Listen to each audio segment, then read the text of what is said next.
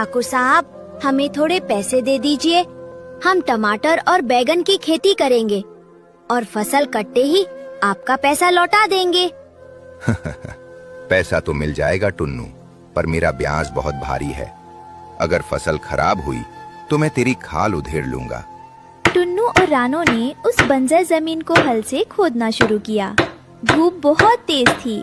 टुन्नू जी, ये जमीन बहुत सख्त है, आपकी चोट से खून आ रहा है।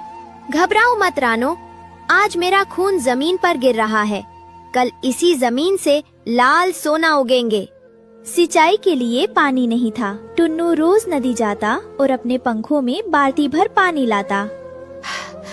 उफ, पंख भारी हो गए हैं, पर मुझे रुकना नहीं है। मेरे पौधों को प्यास लगी होगी। सिंचाई तो हो गई, लेकिन पौधों को अच्छी खाद की जरूरत थी। पैसे खत्म हो चुके थे। रानो अपनी शादी की एकमात्र निशानी चांदी की पायल लेकर सोनार के पास गई। सेठ जी, इसे रख लो, इसके बदले मुझे खाद के पैसे दे दो। अगर पौधे कमजोर रह गए तो हम ठाकुर का कर्जा नहीं चुका पाएंगे। अरे रानो, ये तो बहुत पुरानी है, इसके बदले मुट्ठी भर खाद ही आएगी। बेचना है तो बोलो। दे दो सेठ जी, अभी मेरे पैरों की शोभा से ज्यादा मेरे खेत की शोभा जरूरी है। महीनों की मेहनत रंग लाई। खेत हरा भरा हो गया था और उस पर टमाटर और बैगन के छोटे छोटे फल लग गए थे। देखो टुन्नू जी, हमारी मेहनत सफल हुई। इतने टमाटर और बैगन बेचकर हम ठाकुर का सारा कर्जा उतार देंगे और बच्चों के लिए नए कपड़े लाएंगे।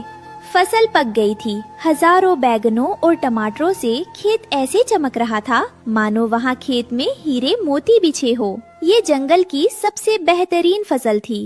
रानो, कल सुबह हम फसल काटेंगे। आज की रात सुकून से सोते हैं। खेत में लाखों टमाटर थे, लेकिन रानो के घर में खाने को कुछ नहीं था। उनका बेटा कुकू भूख से रो रहा था। पापा, खेत में इतने सारे टमाटर हैं, एक तोड़ लाओ ना, बहुत भूख लगी है। नहीं बेटा, वो टमाटर हमारे नहीं हैं, वो कर्ज के हैं। अगर हमने एक भी खाया तो ये चोरी होगी। हम ईमानदार किसान हैं, चोर नहीं। टुन्नू ने खुद भूखे रहकर अपनी ईमानदारी बचाई। ठाकुर के जासूस कालू कौवे ने उसे खबर दी कि टुन्नू का खेत टमाटर बैगन से भर गया है। ठाकुर की नीयत खराब हो गई। सरकार, टुन्नू के खेत में तो सोना उगा है। अगर उसने कर्जा चुका दिया तो वो आजाद हो जाएगा। आजाद? गिद्ध का शिकार कभी आजाद नहीं होता।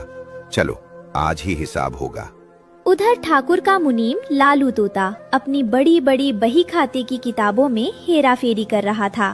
टुन्नू ने लिए थे 100 रुपए, लेकिन मौसम अच्छा है और फसल एकदम लाल है, तो चलो इसके आगे एक जीरो और लगा देते हैं। अब हो गए 1000 रुपए। लेकिन मुनीम जी, ये तो बेईमानी है। चुप रहे मूर्ख, गरीब की अनपढ़ता ही तो अमीर की तिजोरी भरती है। टुन्नू और रानो फसल काटने पहुँचे, लेकिन वहाँ पहले से ठाकुर और उसके गुर्गे खड़े थे। ठाकुर साहब, आप यहाँ सुबह सुबह? टुन्नू, ब्याज इतना बढ़ गया है कि अब ये पूरी फसल मेरी है। एक भी टमाटर तू घर नहीं ले जाएगा।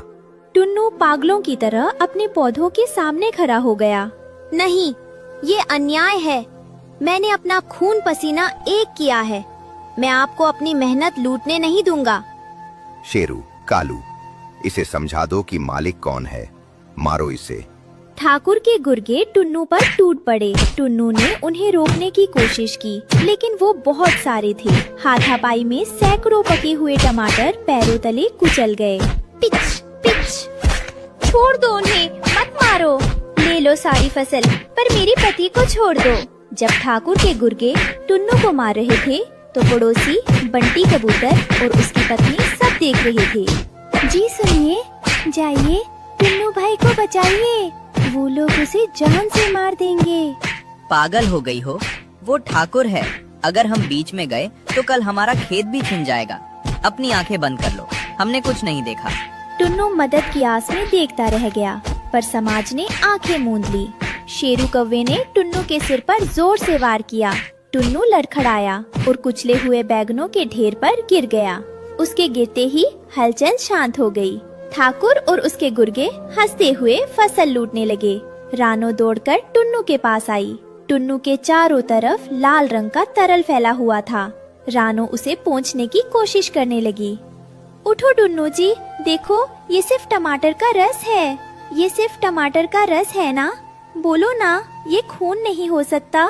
लेकिन सच ये था कि टमाटर का लाल रस और टुन्नू का लाल खून मिट्टी में एक हो गया था। पता ही नहीं चल रहा था कि कौन सा मेहनत का रंग है और कौन सा मौत का। ठाकुर फसल ले गया, लेकिन टुन्नू को खोकर रानो अकेली रह गई। उसने उसी लाल मिट्टी को मुट्ठी में उठाया। दुनिया को लगता है टमाटर लाल होता है, पर किसान जानता है कि ये लाल रंग उसके परिवार के खून से आता है। आज एक किसान नहीं, इंसानियत मर गई। अगली सुबह ठाकुर गिद्ध सिंह अपनी हवेली के बरामदे में बैठा उन लूटे हुए टमाटरों और बैगनों को देख रहा था, जो टोकरियों में भरकर लाए गए थे। वो अपनी जीत पर अट्टहास कर रहा था। देखा कालू, ये लाल लाल टमाटर नहीं, मेरी तिजोरी की चाबी हैं। शहर की मंडी में इनके ऊंचे दाम मिलेंगे। तभी रानो चिड़िया हवेली के सामने आई। उसके पंखों पर अभी भी टुन्नू के खून और टमाटर के रस के सूखे निशान थे।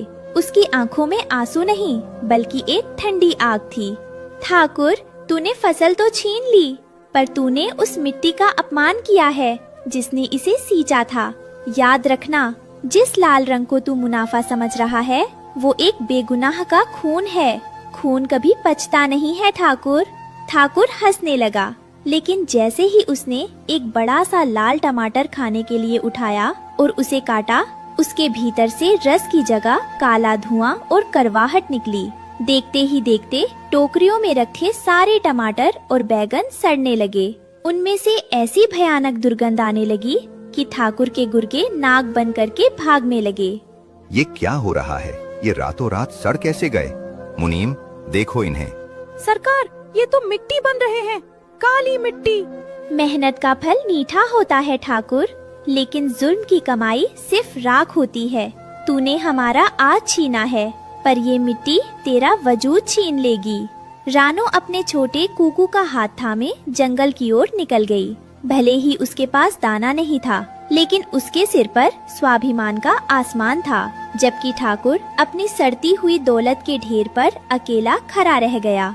इस कहानी से हमें सीख मिलती है कि गरीब की मेहनत का फल अक्सर अमीर की भूख मिटाता है और बदले में गरीब को सिर्फ आंसू मिलते हैं।